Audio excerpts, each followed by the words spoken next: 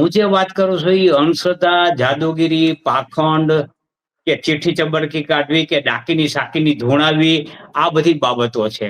લોક માન્યતાઓ ને લોક વૈકારની બાબતોને આને કઈ સ્નાન સૂતક નથી. એને તો ક્યાં કીધું કે હું કરું એ બ્રહ્મ એને વાક્ય છે. કીધું જે છે, વિરોધ કરે, એને જે ઈ વિરોધ કીધું કરે છે, છે, ચીઠી ચબરકી નાખીને વચનો આપે છે. મેં પણ નથી આપે આપતો, છે તો હું હજી નથી સુધી આપતો, પુરવાર તો થયું ને. આજ સુધી હું તો નથી કોઈએ આપતો. કઈ કીધું હું નથી. ચીઠી ચબરકીના વચનો કે હું ડાકીની સાકીની હું ધૂણાવતો નથી. પણ ભલા માણા, તમે વિચાર કરો, તમને બાબા બાગેશ્વર જે છે ઈ પરચા કાઢે તો ખરાબ લાગે છે. કચ્છના મુન્દ્રામાં વિધર્મીની એક દરગાહ છે, ગૂગલમાં સર્ચ કરી લેવાની છૂટ. કેન્સરની દવા મટાડે છે, કેન્સર મટાડે છે 7 દિવસમાં પાણીથી. પરસોત્તમભાઈને પણ મારે કહેવાનું કે ભલા માણસ, આપણને ભીંડાનું શાક ભાવે એટલે રીંગણાનું શાક ખરાબ છે એમ ન કહેવાય. એમને કીધું કે ભીંડાનું શાક, મને બટેટાનું શાક ભાવતું હોય તો ભીંડાનું શાક ખાવું જોઈએ એવો આગળ રાખી શકું નહીં. મેં પહેલા જ ચોખટ કરી છે કે આ મારા વિચારો છે, એની સાથે કોઈએ સહમત થવાની જરૂર નથી. હવે હું તમને કહું પરસોત્તમભાઈ, તમે એડવોકેટ ધારાશાસ્ત્રી પર છો, કાયદે આઝમે કેવાવ છો, વકીલ દરેક કેસ જીતે છે. તમારામાં જો અયોધ્યામાં પ્રાણ પ્રતિષ્ઠા કરી, એક કામ કરો, કોરોનામાં મરી ગયા ને બધાને જીવતા કરી દો. એવું ન હોય સાહેબ, એ બધી યાર બધી વધુ પડતી વાતો છે ને. મેં કીધું બે વકીલ વસ્તુ, બધા કેસ નથી જીતતા. 18 પુરાણ ગ્રંથમાં જે લખ્યું છે એની સામે ક્યારેય મેં વિરોધ કર્યો નથી, અને કરવો પણ ન જોઈએ. તો હું સનાતન નથી, તો હું નાસ્તિક છું. એને તો બાબાને તમારી જાણ કરતો પાખંડી બાવલો એવું એને કીધું. એના કરતા મને જો ચોટીલાનો ડુંગરો ચડવાથી રાહત મળતી હોય તો તમને વાંધો શું? જરાક બ્રોડ માઇન્ડેડ થી વિચારવું જોઈએ સાહેબ. આપણે આપણા ધર્મને જે છે ને, આપણે બધું નીચો ઓલું કરવા જેવું કરીએ છીએ, જે વાસ્તવતઃ વ્યાજબી નથી સાહેબ. સરવાળે અંતે આપણને નુકસાન છે. નમસ્કાર, સ્વરાજની ખાસ રજૂઆતમાં આપનું સ્વાગત છે. ફરી એકવાર ચર્ચામાં, રાજકોટમાં ચર્ચામાં આવ્યા છે બાગેશ્વર ધામના ધીરેન્દ્ર કૃષ્ણ શાસ્ત્રી. કારણ કે આગામી 5 થી 7 જૂન રાજકોટમાં તેમની હનુમાન કથા અને 6 તારીખે તેમનો દિવ્ય દરબાર છે તે યોજાવાનો છે. પરંતુ ગત વખતેની જેમ જ જ્યારે 2023માં ધીરેન્દ્ર શાસ્ત્રી રાજકોટ આવ્યા હતા અને વિવાદ થયો હતો, કોઈના મત આમ હતા, કોઈના મત તેમના સમર્થનમાં હતા, કોઈ તેમના વિરોધમાં હતા. આ વખતે પણ એવું જ થયું છે. રાજકોટના કેટલાક આગેવાનો છે, કેટલાક જાણીતા લોકો છે, તે બાબા બાગેશ્વરનો જે દિવ્ય દરબાર છે તેના વિરોધમાં છે, તો કેટલાક લોકો તેના સમર્થનમાં પણ છે. આપણી સાથે આ જ અંગે ચર્ચા કરવા માટે જોડાયા છે વરિષ્ઠ પત્રકાર જગદીશભાઈ મહેતા અને સામાજિક આગેવાન છે પરસોત્તમભાઈ પીપળિયા. બંને મહાનુભાવનું સ્વાગત છે સ્વરાજમાં. થેન્ક યુ, આભાર. સૌથી પહેલા પીપળિયા સાહેબ, આપની પાસે આવવા માંગીશ. સતત આપ વિરોધ કરી રહ્યા છો. 2023માં જયારે બાબા બાગેશ્વર અહીંયા આવ્યા હતા ત્યારે પણ તેમનો તમે વિરોધ કર્યો હતો. ત્યારબાદ કોઈ આગેવાન છે તેમની સમજાવટથી જે દરબારના આયોજકો ને તમારી વચ્ચે સમાધાન થયું હતું ને, ત્યારબાદ તમે તેમનો વિરોધ કરવાનો બંધ કર્યો હતો. આ વખતે પણ ફરી તમે વિરોધ કરી રહ્યા છો. ફરી સોશિયલ મીડિયામાં આપની પોસ્ટ છે તે ખૂબ વાયરલ થઈ રહી છે. બાબા બાગેશ્વરનો વિરોધ કરી રહ્યા છો. ફરી એકવાર આનું આ કેમ?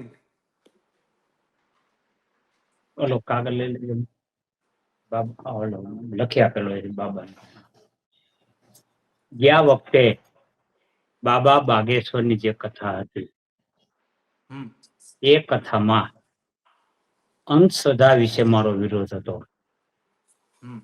કથા વિશે મારો કોઈ વિરોધ ન હતો. અને અંધશ્રદ્ધા ન ફેલાય, એવું કાર્ય ન થાય, એના માટેનો વિરોધ હતો. એટલે એ સિવાય કોઈ મારો વિરોધ ક્યારેય હતો નહીં, છે નહીં.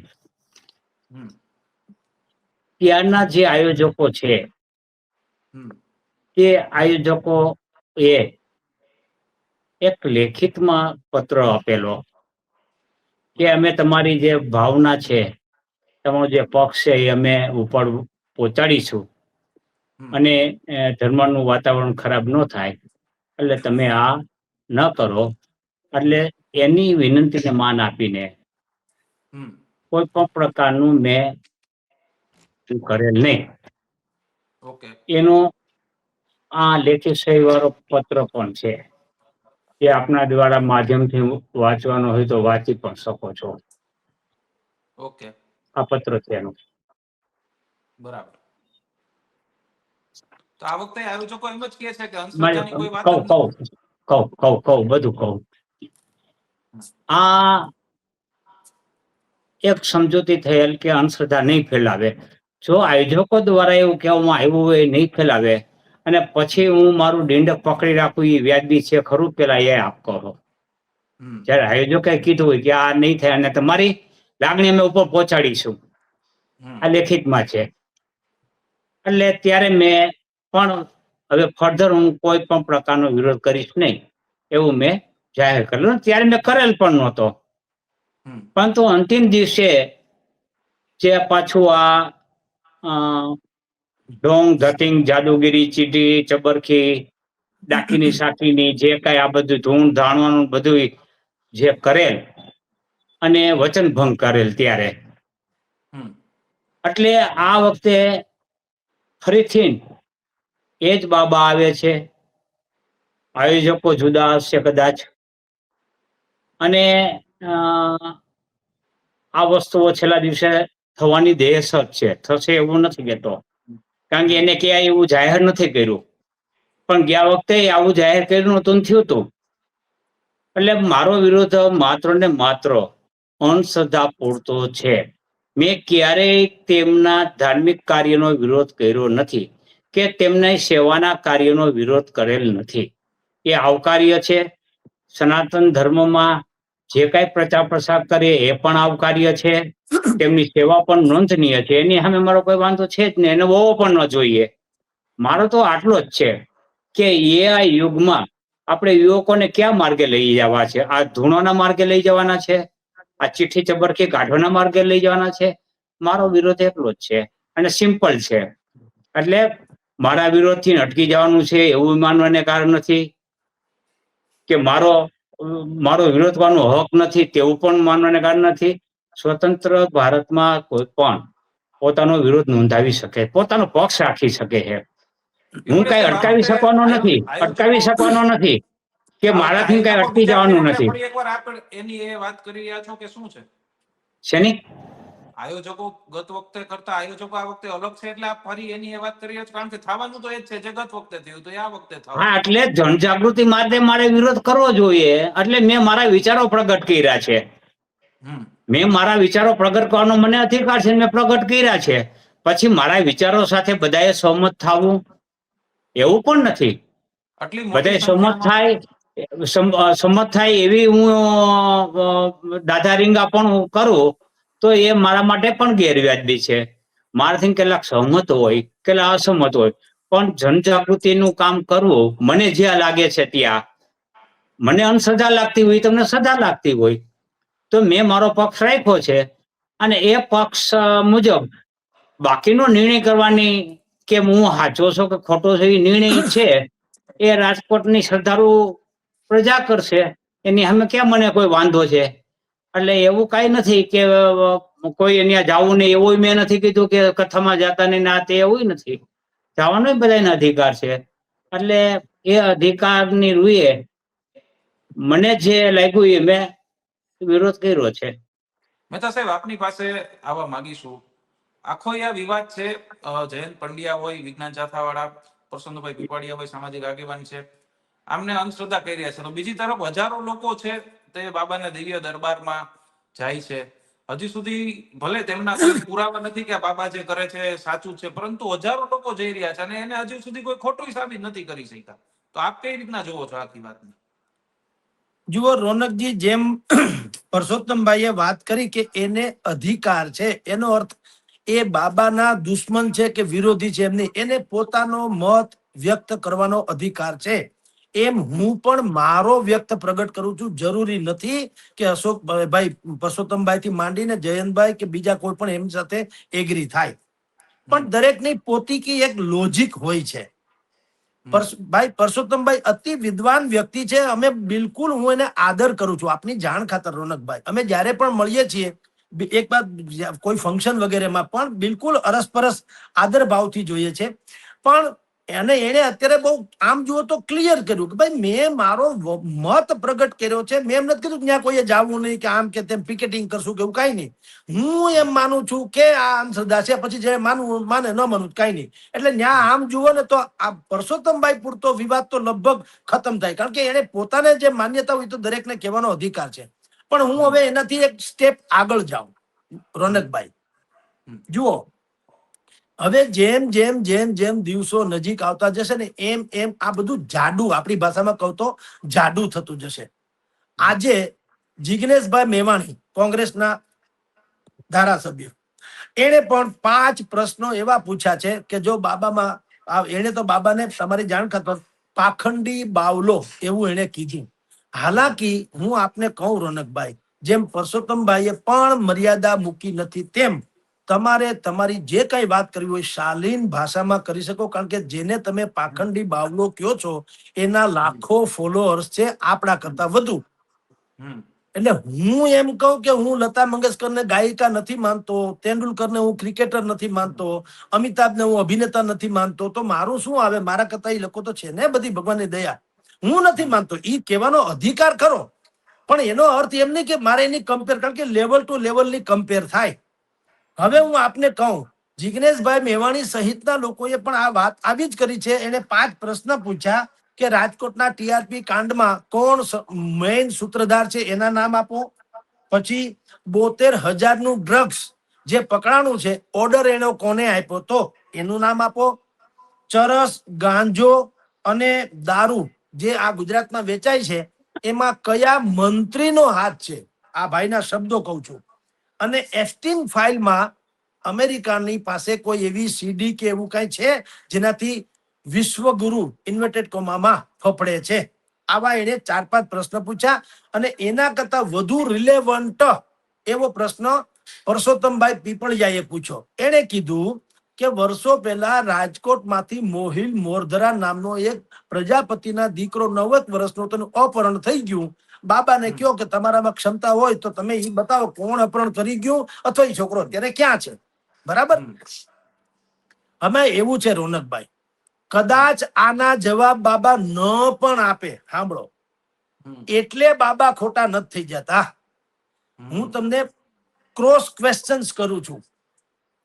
તમે મને કયો, જિગ્નેશભાઈ મેવાણીને કયો કે 30 વર્ષથી કોંગ્રેસ સત્તામાં નથી, કોંગ્રેસના કયા રાજનેતાનું આ પાપ છે? આપો નામ લ્યો. આ એક વાત. બીજી વાત તમને કહું, તમે અત્યારે વિરોધ કરો છો, શું કામ? બાબાના વિરોધના 2 A અને B 2 ડિપાર્ટમેન્ટ છે.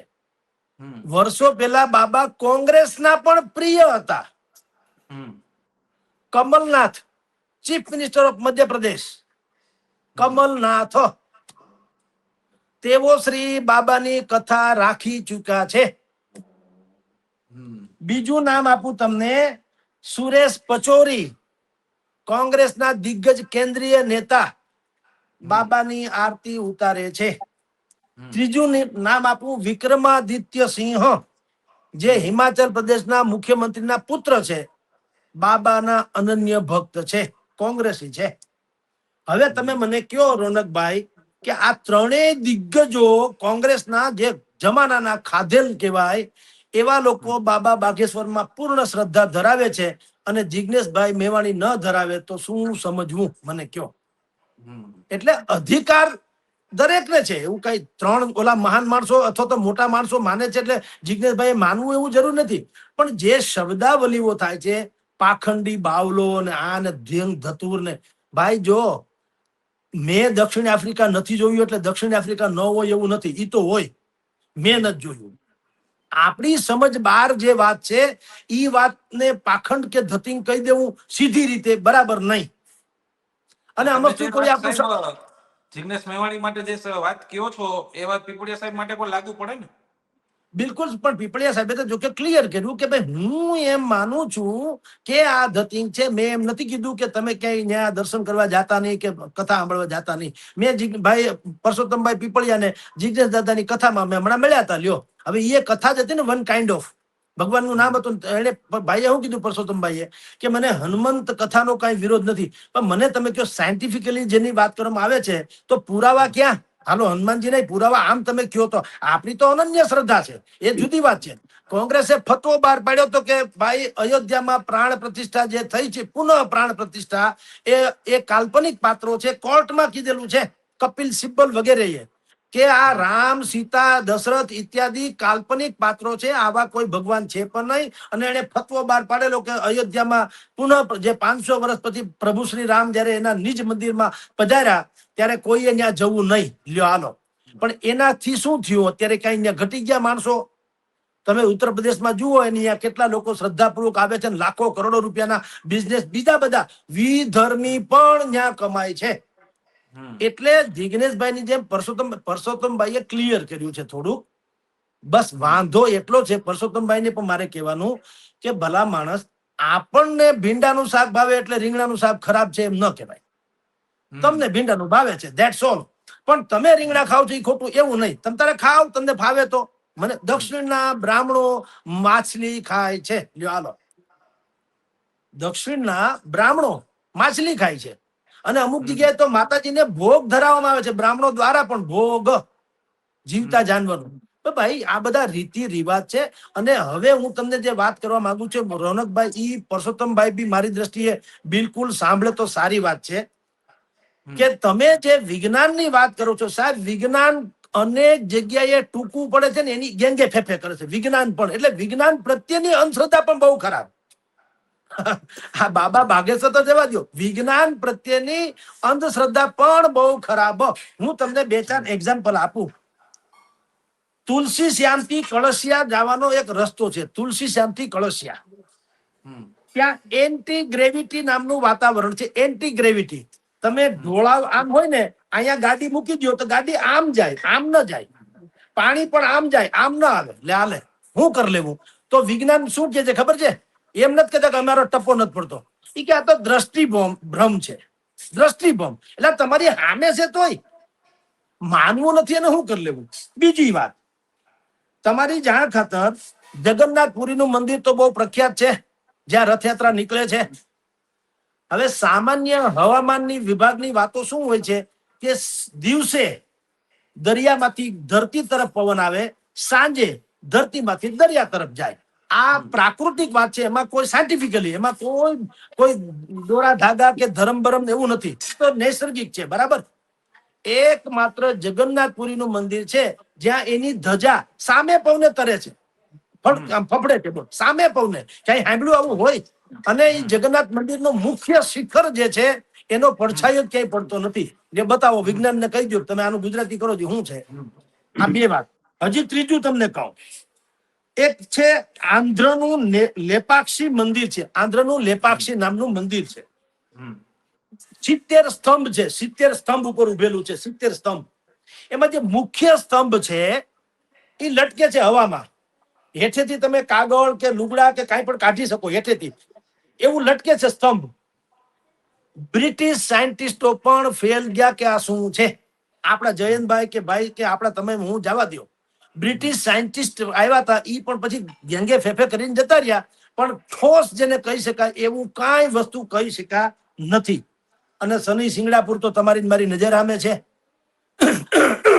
ત્યાં ચોખ્ઠા છે પણ દરવાજા નથી, બેંક ને નથી, દુકાન ને નથી, ઘર ને નથી. કહેવાય છે કે ત્યાં શનિ મહારાજ બધાને હાચવે છે. હવે આને તમે ન માનો, ધરાર ન માનો, તો પછી શું કરી લેવું? એટલે જ્યાં વિજ્ઞાન જે છે ભાઈ એ ટૂંકું પડે, ત્યાં થોડુંક એમ માનવું કે જગતમાં કાંઈક છે એવું પ્રાકૃતિક, જેને હું ને તમે પામી નથી શકતા. એમ કયો બાબા બાઘેશ્વર કરે છે હારું, ને હું એનો પ્રવક્તા નથી. પણ ભલા માણા, તમે વિચાર કરો, તમને બાબા બાઘેશ્વર જે છે એ પરચા કાઢે તો ખરાબ લાગે છે. કચ્છના મુન્દ્રામાં વિધર્મીની એક દરગાહ છે. ગૂગલમાં સર્ચ કરી લેવાની, છૂટ. કેન્સરની દવા મટાડે છે, કેન્સર મટાડે છે 7 દિવસમાં પાણીથી. લ્યો, પીપળિયા સાહેબ, મટે આપની છે તો પ્રતિક્રિયા લેશો? જગદીશભાઈએ જેમ કીધું કે ભાઈ આપને ભીંડો શાક ન ભાવે તો આખો ભીંડો ખરાબ નથી, અન્ય પણ જગ્યાએ આવું ચાલે છે, તો ત્યાં કેમ નથી બોલતા તમે?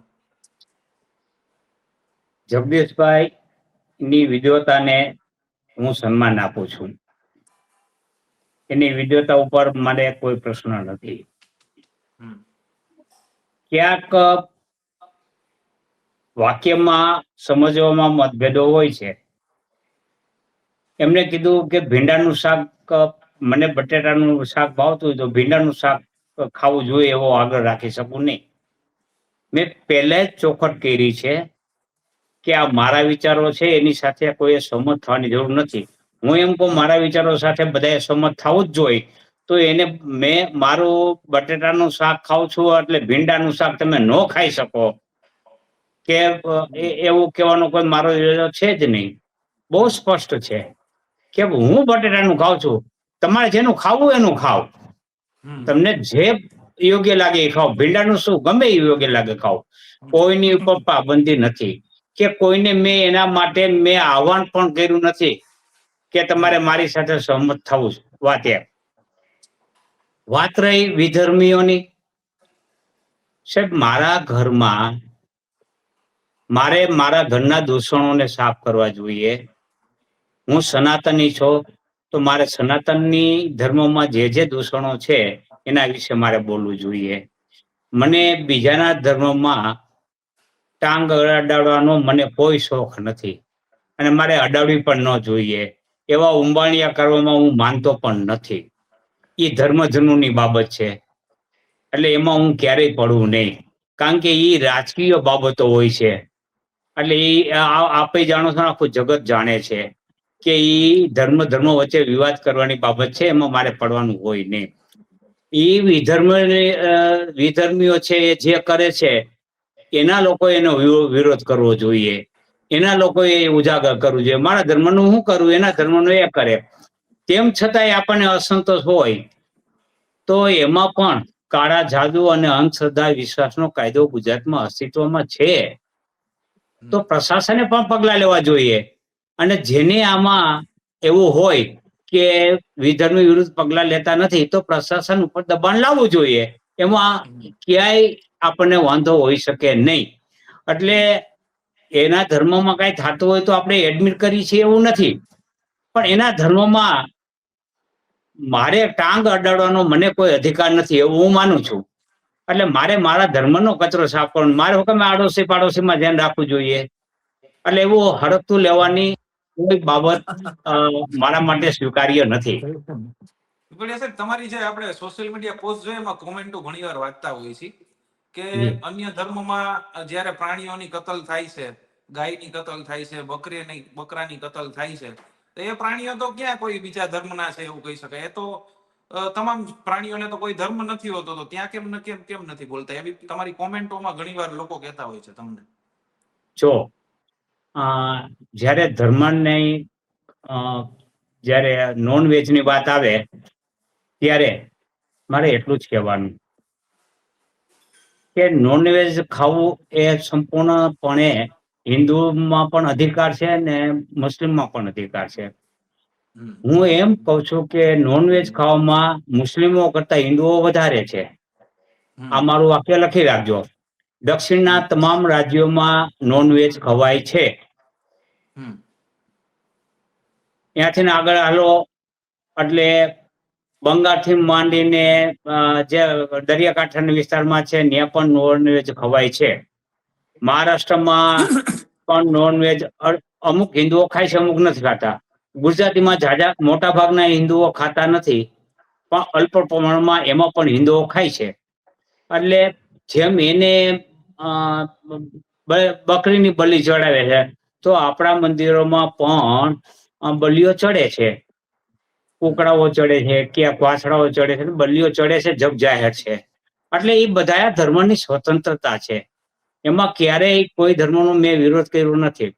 એ ધર્મની એની સ્વતંત્રતા છે અને નોનવેજ ખાવું એ પણ એની સ્વતંત્રતા છે, એનો પણ મેં વિરોધ કર્યો નથી. કારણ કે હું આ જેમ જગદીશભાઈએ કીધું કે તમને બટેટાનું શાક ન ભાવે તો ભીંડાનું શાક ન ભાવે તો ભીંડાનું શાકનો બીજાને આગળ રાખવો જોઈએ નહીં. એમ હું નોનવેજ ન ખાતો હોય તો બીજાએ પણ નોનવેજ ખાવું નહીં એવો હું પણ આગ્રહ રાખી શકું નહીં. એટલે એની સ્વતંત્રતા છે. આપની પ્રતિક્રિયા લેશું કે ભાઈ અન્ય ધર્મની વાત આપણે ન કરવી જોઈએ, આપણા ઘરનું સાંભળવું જોઈએ એવું? ના, મારે ન કરવી જોઈએ. આપણે નહીં, પાછો સુધારો મારે ન કરવી જોઈએ, મારી વિચારધારા છે. બાકી તો આ ગામ આખું કરે છે, હું એમાં ક્યાં ના પડું છું, કોઈને રોકતો પણ નથી. દાખલા તરીકે કોઈ કહે મારે ન કરવી જોઈએ એવું મારી માન્યતા છે.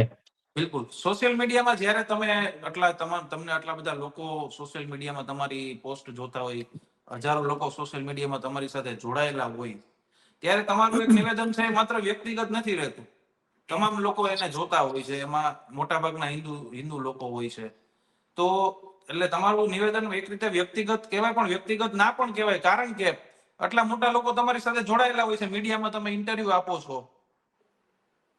હા, ઇન્ટરવ્યુ આપો એટલે મેં પહેલા જ કીધું કે મને મારા વિચારો વ્યક્ત કરવાની સ્વતંત્રતા છે, એ હું વ્યક્ત કરું છું, પબ્લિકલી છે. એટલે એની પર કોઈ કોમેન્ટ કરે છે, કોઈ પણ મને ગાળો આપે છે, મેં કોઈ દી હામી ગાળો આપી? મને મારવાની ધમકી આપે છે, હું એમ કહું કે હું એને મારી નાખીશ? મેં કીધું ક્યારે? હું તો એમ કહું છું, એ નિર્દોષ છે. મને મારવાની જે ધમકી આપનારાઓ છે એ હજી પરિપક્વ ઉંમરે જઈ રહ્યા છે, અને તેમની ઉપર અંધશ્રદ્ધા, સોરી, તેમની ઉપર ધર્માંધતા અને જેને ધર્મ જનૂન છે, એ જે વિચારધારા ફેલાવે છે એમનામાં, એ વિચારધારા દોષિત છે. આ યુવાનો દોષિત નથી. એટલે મેં યુવાનોને હું પણ કહું છું કે અમે એમની ઉપર ક્યારેય કોઈ કાયદેસરની કાર્યવાહી કરીએ નહીં, કારણ કે એની ઉજ્જવળ કારકિર્દી છે, હજી શરૂઆત છે, એને આમાં પાડવા જોઈએ નહીં, એવું મારું માનવું છે. એટલે મેં એની ઉપર કોઈ ફરિયાદ કે આ કરવાની ક્યારેય હોઈ શકે ને નહીં કરું, તો મારી નકારાત્મકતા કહેવાય કે ભાઈ મેં એમની જેવા સાથે તેવા ન થવાય. અને તેમને મોકો આપવો જોઈએ, તેમને હજી સમજણ કેળવે એવી એમની ઉંમર નથી, તો સમજો કેળો છે ત્યારે એમને પણ ખબર પડી જશે. સાહેબ, આપની પ્રતિક્રિયા લેશું. જુઓ, પરસોત્તમભાઈ ને કયો, આમ તો હવે એને જોકે પોતાની વાત તો ક્લિયર કરી દીધી કે એને અધિકાર છે, નહીં બોલી દીધા, એને કોઈની ઉપર ફોર્સ નથી કર્યો. પણ હું હવે એક જનરલ ટોટલ વાત એક કરવા માંગુ છું. ભગવાન કૃષ્ણ તો માનતા જ હશે, એમાં તો કોઈ શંકા નથી. ગીતાજીના 3જા અધ્યાયના 35મા શ્લોકમાં ભગવાન સ્વયં કૃષ્ણ ભગવાને શું કીધું છે કે શ્રેયાન સ્વધર્મો વિપુલઃ પરધર્મો સ્તવનું સ્થિતામ સ્વધર્મે નિધનમ શ્રેષ્ઠ પરધર્મો ભયાવહ. એટલે કે સારામાં સારી રીતે આચરણમાં આવેલો હોય, બિલકુલ આમ લોજિકલી લાગતું હોય આપણને, એમ સારામાં સારી રીતે આચરણ લોજિક લાગતું હોય એવો ધર્મ હોય, તો પણ બીજાના ધર્મ કરતા આપણો ધર્મ ભલે ગુણ વગરનો લાગે તો પણ સ્વધર્મો શ્રેષ્ઠ. આપણા ધર્મમાં મૃત્યુ મળે તો પણ શ્રેષ્ઠ, બીજાના ધર્મમાં મૃત્યુ મળે તો પણ ભયાવહ. હવે આ કૃષ્ણ ભગવાને કીધું, આપણે એનાથી મોટા નથી. એક વાત. નંબર 2, પરસોત્તમભાઈ છે, જયંતભાઈ છે, જિગ્નેશભાઈ છે, હું તો ત્રણેય વિદ્વત લોકોને કહું છું કે ભલા માણસ, તમે એક કામ કરો, જે કરવાનું. આ બાગેશ્વર બાબા તો 2-3 વર્ષે અહીંયા આવે ને 2-4 પરચી કાઢી, જાહેરમાં પરચી કાઢીને કે તમારું નામ જગદીશભાઈ, તમારું નામ રોનકભાઈ, તમારું નામ પરસોત્તમભાઈ, હાલો નહીં. પણ રાજકોટમાં વિદ્યાનગર મેઇન રોડ જે છે, આખી ડોક્ટરોની જે છે, એવી રીતે દેશભરની વાત કરું છું, દેશભરમાં મેડિકલનું કેવું ષડયંત્ર ચાલે છે. જી ન્યૂઝમાં રિપોર્ટ આવેલો છે, ટાઈમ્સ ઓફ ઇન્ડિયામાં આવેલો છે, ઇન્ડિયન એક્સપ્રેસમાં આવેલો છે, મારી કોઈ વાત નથી. એમાં એને શું કીધું ખબર છે કે 44% માનવ સર્જરી જે છે એ બોગસ, જરૂર ન હોય એવી કરવામાં આવે છે. 55% હૃદયની સર્જરી જે છે કેવળ પૈસા કમાવા કરવામાં આવે છે. ટાઈમ્સ ઓફ ઇન્ડિયાના રિપોર્ટમાં તો એમ કીધું હતું કે દર્દી મૃત પામી ગયો હોય, મૃત્યુ થઈ ગયું હોય, જીવવાની કોઈ સંભાવના ન હોય, પણ વેન્ટિલેટર મૂકે એટલે ધક ધક ધક ધક થયા કરે. શું કામ? કારણ કે દર્દીના સગા સંબંધી પરસોત્તમભાઈની જેમ થોડાક સુખી સંપન્ન હોય, તો જે પૈસા ખખેરાણા એ સમજી લ્યો. વીમો, મેડિકલ વીમો, એટલું બધું કૌભાંડ. આ બધા સાયન્ટિફિકલી કહું છું, વૈજ્ઞાનિક ને ભણેલા ગણેલા ને ઉદારવાદી ને અંધશ્રદ્ધા ને કાંઈ લાગે વળગે નહીં ને એક્સરે ને રિપોર્ટ ને લેબોરેટરી ને, આ એની વાત કરું છું. કે ઈ લોકોએ વીમા મેડિકલમાં એટલા ગોટાળા કર્યા કે 3000 જેટલી હોસ્પિટલને સરકારે બ્લેક લિસ્ટમાં મૂકવી પડી. 2019માં ઇન્ડિયન એક્સપ્રેસ નો એક રિપોર્ટ હતો કે દિલ્હીની એક ફોર્ટિજ નામની હોસ્પિટલ છે, ફોર્ટિજ, એમાં એક સ્વાતિ કરીને દીકરી દાખલ થઈ, સ્વાતિબેન. અરે સોરી, સુનીતા દીકરી દાખલ થઈ દર્દી તરીકે, તો ડોક્ટરો શું વાત કરતા હતા ખબર છે કે આ દીકરીને આપણે એક કામ કરીએ, એના બધા અંગો કાઢી લઈએ અને બીજાને ડોનેટ કરી દઈએ, દીકરીનું જે થવું ઈ થાય. ઈ સુનીતા સાંભળી ગઈ એટલે ઈ દોડીને ભાગી ગઈ હોસ્પિટલ છોડીને. બોલો, કારણ કે ડોનર ની શોધમાં હતા ડોક્ટરો, અને દવા કંપનીઓ ડોક્ટરોને કેટલા બેનિફિટ આપે છે અને વિદેશની ટૂર કરાવે છે એ આપણે બધા જાણીએ છીએ. વચ્ચે અકીલા દૈનિકમાં આવ્યું હતું કે ડોલો નામની કંપની, ડોલો નામની કંપની જે છે એને ડોક્ટરો પાછળ 1,000 કરોડ રૂપિયા ખર્ચા. બોલો શું કામ? કે જે મૂળ કિંમત હોય એના કરતા 10 ગણી કિંમત તમે એક તો લખી લ્યો, બરાબર. બીજું, દર્દીને જરૂર હોય કે ન હોય, તમે ડોક્ટરને કે તમે લખી દો એટલે અમારી આ ગોળી ખપે અને બધું લેર કરીએ, દર્દી જાય જહન્નમમાં. હવે હું પરસોત્તમભાઈને કહું, જયંતભાઈને કહું, જિગ્નેશભાઈને કહું કે બાબા બાગેશ્વર તો કોક વખતે આવે છે, 2 ઘડી માનજો, અને હજી સુધી કોઈએ એની અમે ફરિયાદ નથી કરી કે મારા પૈસા લૂંટી ગયા. પણ આ લોકો જે રોજે લૂંટે છે એવરી ડે, એનું શું? એની સામે એટલે વિજ્ઞાનમાં જે આપણે અંધશ્રદ્ધા રખાવીએ એ પણ ખોટું. જે હું પેલા કહું છું, જ્ઞાનમાં અંધશ્રદ્ધા ખોટી તો બરાબર. ભાઈ આપણા જયંતભાઈ છે, હું અનેક વખત એની અમુક બાબતોમાં સરાહના કરું કે એને કેટલાય એવા જે સર્જિકલ સ્ટ્રાઇક જેને કહી શકાય એવી જગ્યાએ પાડી અને બધાને શોધી કાઢ્યા અને બધાને ધંગ ધતુર જે કરતા હતા એને ફોડી કાઢ્યા.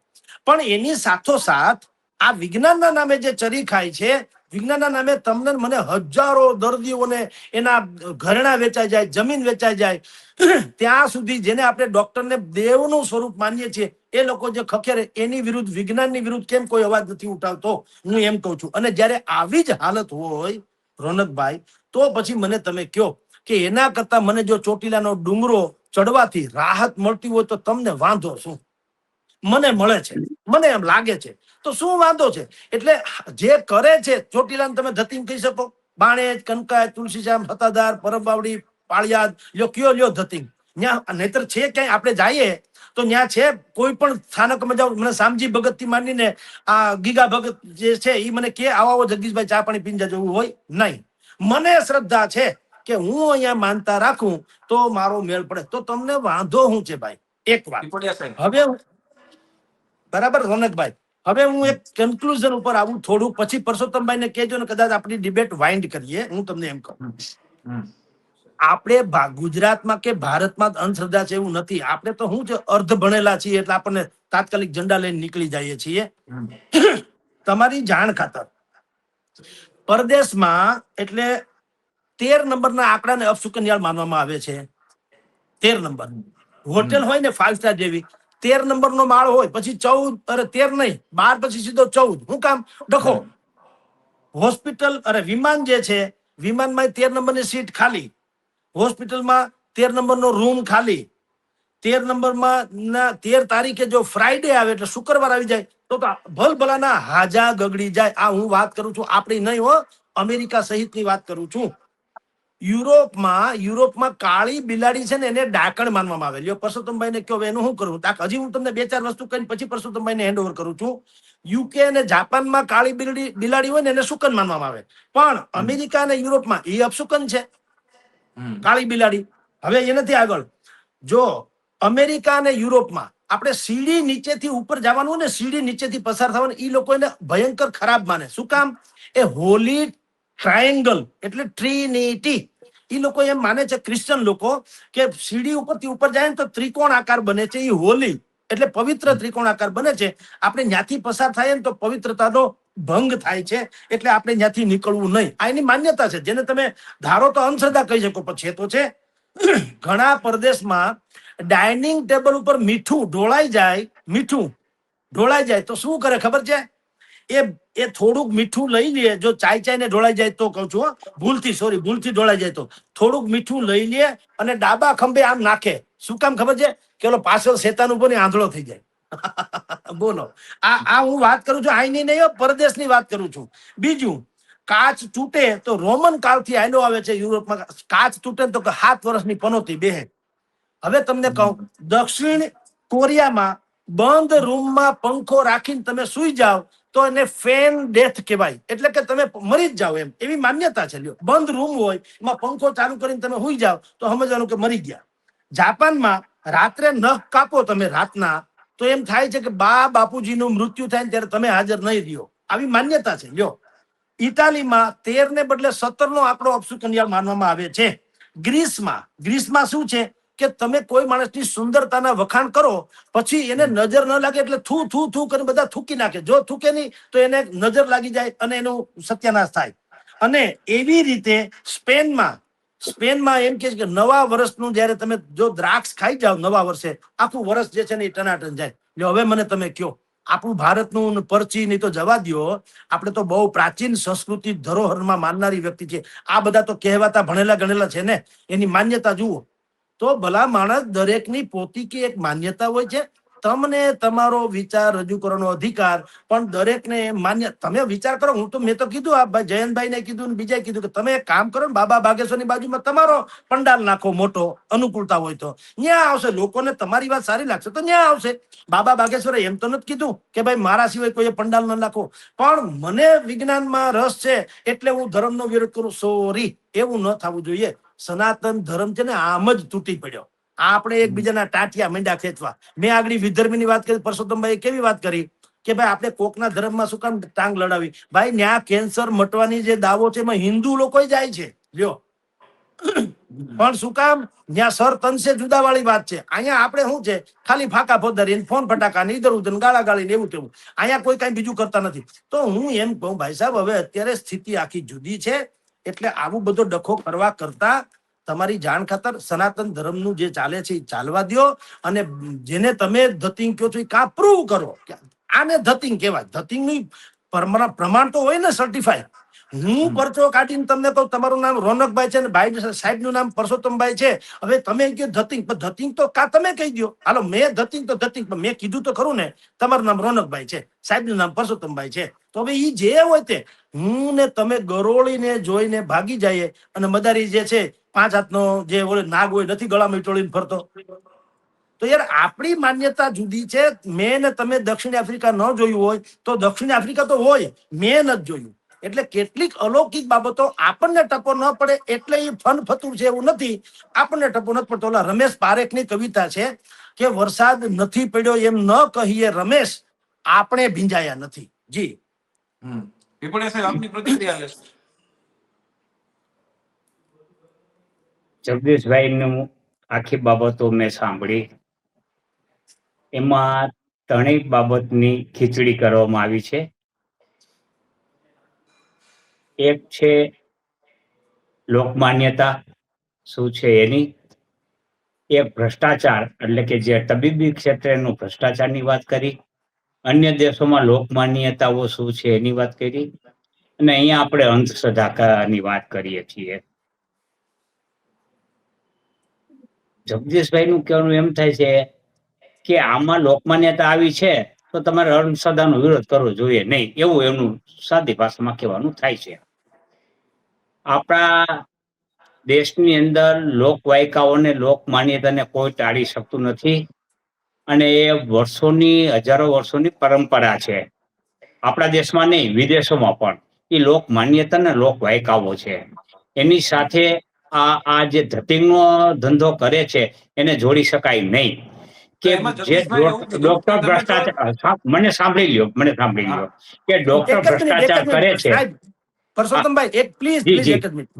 હું એટલું કહું છું કે આપના મતે જે ધતિંગ છે એ તમારે પુરવાર તો કરવું પડે ને. કા ધતિંગ છે હું એની ઉપર આવું છું.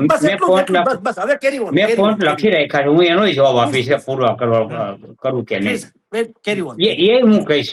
જગદીશભાઈ, આપના મુદ્દા મેં લખી રાખ્યા છે, હું એનો મુદ્દા વાંચ. અને વચમાં તમે કહેશો તો એનો મુદ્દો કોઈ છટકી જતો હોય છે તો હું એનો સંતોષપૂર્વક જવાબ આપવાની મારી ફરજ છે.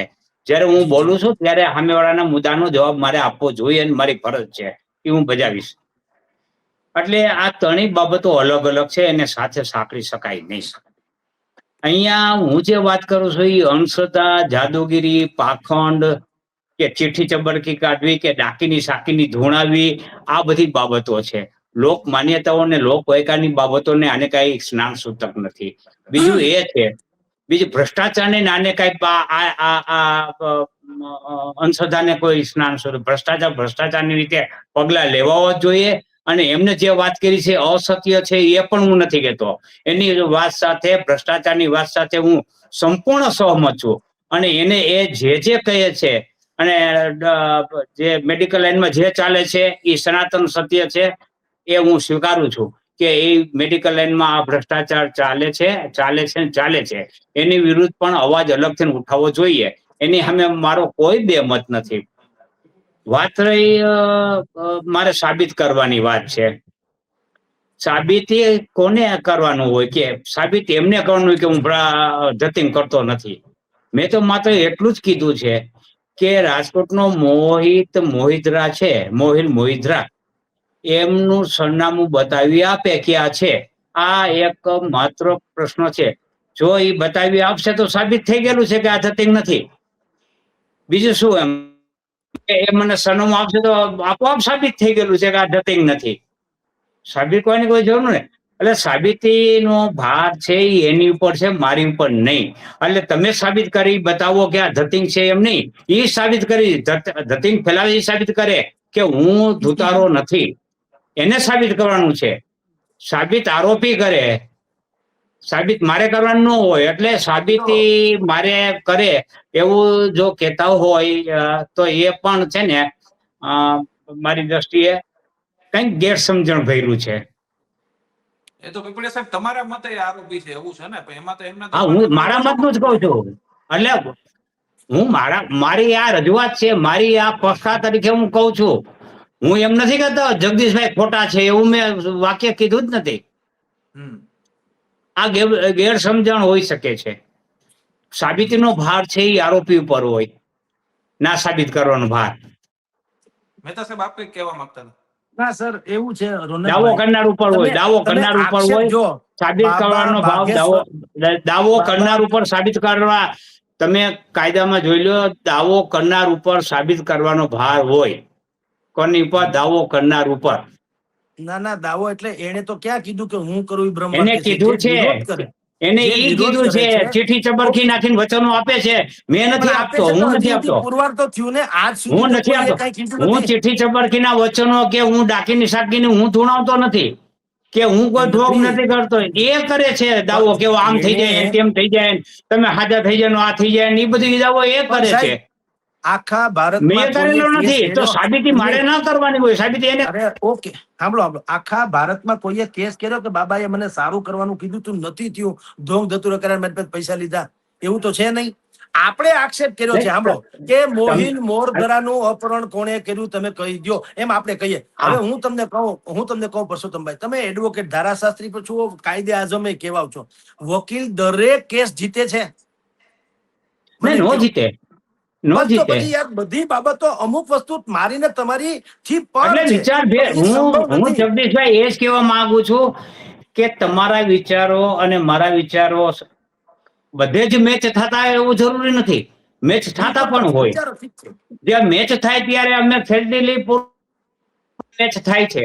મેચ ન થતા હોય ત્યારે ફેરડી પૂર્વક કહી દઈએ પણ આ મેચ થતું નથી. આ છે ને તમારી સ્વતંત્રતા છે ને મારી પણ સ્વતંત્રતા છે. એટલે બે પોતાની સ્વતંત્રતા ભોગવવા માટે અધિકાર ધરાવે છે. અમુક બાબતો છે ને સાહેબ, એનો જવાબ સામાન્ય રીતે નથી હોતો ને, નક્કર. એટલે કહું, તમે અયોધ્યાના રામ મંદિરમાં પ્રાણ પ્રતિષ્ઠા કરી, પછી એમ કીધું કે ભગવાનમાં અમે પ્રાણ પ્રતિષ્ઠા કરી એટલે કે એનામાં પ્રાણ પુરાઈ ગયા, હવે સાક્ષાત્કાર કરવા મળશે, એવું આપણે માન્યતા છે. પણ એનો અર્થ એમ નહીં કે તો તમારા જો અયોધ્યામાં પ્રાણ પ્રતિષ્ઠા કરી, એક કામ કરો, કોરોનામાં મરી ગયા ને બધાને જીવતા કરી દો, એવું ન હોય સાહેબ. એ બધી યાર બધી વધુ પડતી વાતો છે ને. મેં કીધું બે વસ્તુ, બધા કેસ નથી જીતતા એમ કહું. નથી. એક વસ્તુ જગદીશભાઈ, કે ધર્મમાં જે લખ્યું છે, જો આપણે સનાતનમાં માનતા હોય કે બીજા કોઈ ધર્મમાં જે લોકો માનતા હોય, જે ધર્મમાં જે ગ્રંથોમાં લખ્યું છે એનો ઇનકાર કદી થઈ શકે નહીં. પછી સાચું ખોટું છે એને તોલવા જવાનું ન હોય. જે ધર્મમાં લખ્યું છે એ સ્વીકાર્યું છે. કોઈ પણ લખ્યું હોય, 18 પુરાણ ગ્રંથમાં જે લખ્યું છે એની સામે ક્યારેય મેં વિરોધ કર્યો નથી, અને કરવો પણ ન જોઈએ. તો હું સનાતન નથી, તો હું નાસ્તિક છું. એટલે નાસ્તિક તરીકે હું વિરોધ કરી શકું, પણ સનાતની તરીકે ધર્મમાં લખેલું એનો વિરોધ ન કરી શકું. આ એક. જો અને ધર્મમાં જે લખ્યું છે એનું ખોટું અર્થઘટન કરીને જો ધર્મનું પાલન કરનારાઓ છે એ ઢોંગ ધતિંગ કરે તો એનો વિરોધ થવો જોઈએ. હું ધર્મનો વિરોધ ન કરું, પણ ધર્મની આડમાં જો ઢોંગ ધતિંગ થતા હોય કે પાખંડીપણું થતું હોય તો એનો વિરોધ અનિવાર્ય છે મારા માટે અને આવશ્યક છે. હવે પરસોત્તમભાઈ આપણે ખાલી હવે આપણે કન્ક્લુઝન ઉપર આવીએ, કારણ કે આ તો જે છે નેતિ નેતિ નેતિ તારી એમ કે લીલાનો કોઈ પાર નથી એવું થાય. પણ હું આપને કહું, ઘણું લાંબુ થઈ જાય. તમે શાસ્ત્રી કહેશો મેદાન મારે જવાબ આપો, હું કઈ તમે જવાબ આપો, હા, લાંબુ જો થઈ જાય. શાસ્ત્રી મેદાનમાં શ્રીમતી ઇન્દિરા ગાંધીથી માંડીને અટલ બિહારી વાજપેયી સુધીનાની જ્યારે જાહેર સભા હોય ત્યારે તેઓ શ્રી સર્કિટ હાઉસમાં હોય, ત્યાંથી મંચ ઉપર આવતા વાર લાગે એટલે વચ્ચે શું કરે, કાનજી બુટા બારોટ થી માંડીને કમલેશ જોશીપુરા સુધીનાને માઇક પકડાવી દે. કોઈ પણ હિસાબે ઓડિયન્સને તમારે કેચઅપ કરી રાખવું કોઈ પણ ભોગે. મદારી છે, મદારી ડગડગ ડગડગ કરે, એને શું હોય, મૂળ એને 5-50 રૂપિયા જોતા હોય, પણ હવે તમે સીધું માગે તો મળે નહીં, એટલે એ વીછી કાઢે, નાક કાઢે, ફલાણું કરે, ટૂંકમાં એને પૈસા જોઈએ છે, એટલે એનું કામ રળી જાય છે. હવે એવી રીતે બાબા બાઘેશ્વરને ખબર છે કે હું આવા 2-5 પરચા માંડ્યો કાઢું, કારણ કે બધા 50,000 કે લાખ લોકો જે આવે ને, દરેકને એમ હોય કે મારો કંઈક કદાચ ન કરે નારાયણને મારો વારો આવી જાય અને મારા કંઈક ભાગ ખુલી જાય તો હવે શું થાય છે એ કહું છું. એને કારણે લાખો લોકો આવે અને એમાં તમારા જેવા જે ડોનર દાતાઓ ઈ જે હોય એને તો ઓડિયન્સ જોઈએ છે, એને બીજા કોઈમાં રસ નથી હોતો. ઓહો, લાખ માણાની વિશાળે પરસોત્તમભાઈને હાર પહેરાવે, જગદીશભાઈને હાર પહેરાવે એટલે હું પોળો ને બજાર હાકડી, અથવા તો સારા કામ થાય તો શું થાય છે એ કહું. એવા દાતાઓ પછી ત્યાં પૈસાની વાત કરે, ભાઈ મારા તરફથી 5 લાખ, ઓલા તરફથી 10 લાખ વગેરે વગેરે. તો આપની જાણ ખાતર અંતે શું થાય છે, બાબા બાગેશ્વર ગરીબ દીકરીઓના સમૂહ લગ્ન કરાવે છે, અન્નપૂર્ણા રસોડું ચલાવે છે જેને ફ્રી ભંડારા કહે છે, પછી Bageshwar Dham cancer hospital and medical science research નામનું ટૂંકમાં કેન્સરની હોસ્પિટલ ઈ પણ ઈ ચલાવે છે, ગૌ સેવા કરે છે, વૈદિક ગુરુકુળ બનાવ્યું છે, સામાજિક સમરસતાની વાત કરે છે અને વ્યસન મુક્તિની વાત કરે. આ બધી વાત જો એમનેમ કરવા આવે, આ પરચા કાઢ્યા વગર આમને હું આગળ જાઉં, મને કોણ સાંભળે? ભોજ્યોભાઈ સાંભળે? મને કયો જી, હું આગળ જાઉં શાસ્ત્રી મેદાનમાં કે ભાઈ હાલો વ્યસન મુક્તિ કરો, કોણ સાંભળે? મારું હું કઈ વજૂદે નથી. ઓલા લોકો શું કરે, એક તો એનો ઓરા એટલો મોટો પ્રભાવ, પછી આવા 2-3 ગતકડા કયો તો ગતકડા અને પદ્ધતિ કયો તો પદ્ધતિ, એ આવું કરે એટલે ઓડિયન્સ ભેગું થાય અને એમાં દાતાઓ આવે એટલે આવા સત્કાર્યો થાય. એમ મારું કહેવાનું છે. જરાક બ્રોડ માઇન્ડેડ થી વિચારવું જોઈએ સાહેબ. આપણે આપણા ધર્મને જે છે ને આપણે બધું નીચો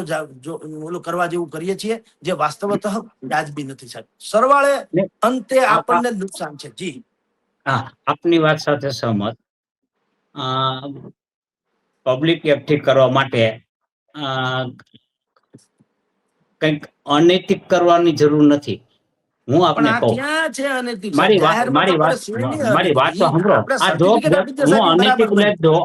ઢોંગ ધતિંગ ધુતારાપણું જાદુગીરી ચીઠી ચબરખી ધૂણું એને ગણું છું. એટલે એ હું ગણું છું. હજી હું કહું, જ્યારે પૈસા ભેગા થાય જ છે, હું એમ કહું આવડી મોટી આપણે વૃદ્ધાશ્રમ બન્યું તો એમાં મોરારદાસ બાપુની કથામાં હજારો કરોડો રૂપિયા ભેગા થયા, બરાબર? એમાં ક્યાંય આવું તત્વ જોવા મળ્યું નથી. છેલ્લે જિજ્ઞેશ દાદાની કથા થઈ, એમાં આવું તત્વ આપણે જોવા મળ્યું નથી. અન્ય કોઈ પણ કથાઓ કરે છે એ ઢોંગ ધતિંગ દ્વારા પૈસા એકઠા કરે કે એનાથી ઓડિયન્સ ભેગું થાય. હા, એ ચોક્કસ હું સ્વીકારીશ કે એ હનુમાન ચરિત્ર કહે, હનુમાન કથા કરે, એમાંથી પૈસા આવે. હું પોતે દાન આપવા તૈયાર છું મારી શક્તિ પ્રમાણે. હું એનો વિરોધી નથી જગદીશભાઈ, એ થવું જ જોઈએ. હું એનો વિરોધી નથી. સારા સેવાના કાર્યને મેં પહેલા પણ બિરદાવ્યું છે, હું એની સાથે છું. પણ આટલા પોર્શન પૂરતું આપણી બંને વચ્ચે મત મતાંતર છે. આપને આપનો મત રાખવાનો અધિકાર છે, મને મારો મત રાખવાનો અધિકાર છે, બરાબર? જય શ્રી કૃષ્ણ ભાઈ. અને બોલ્યું ચાલુ બધાય આપણે એકબીજા ભૂલી જઈશું. આ બંને મહાનુભાવો જોડાયા, ખૂબ મજા આવી ચર્ચા કરવાની. લોકો પણ જે લોકોએ આ ડિબેટ જોઈ છે તે પણ આપના મત જણાવજો કે તમને આ ડિબેટ કેવી લાગી ને આપ શું માનો છો આ અંગે, તે પણ કોમેન્ટમાં ખાસ જણાવજો. આ બંને મહાનુભાવો જોડાયા, બંને સમય આપ્યો, બંનેનો ખૂબ ખૂબ આભાર. Thank you.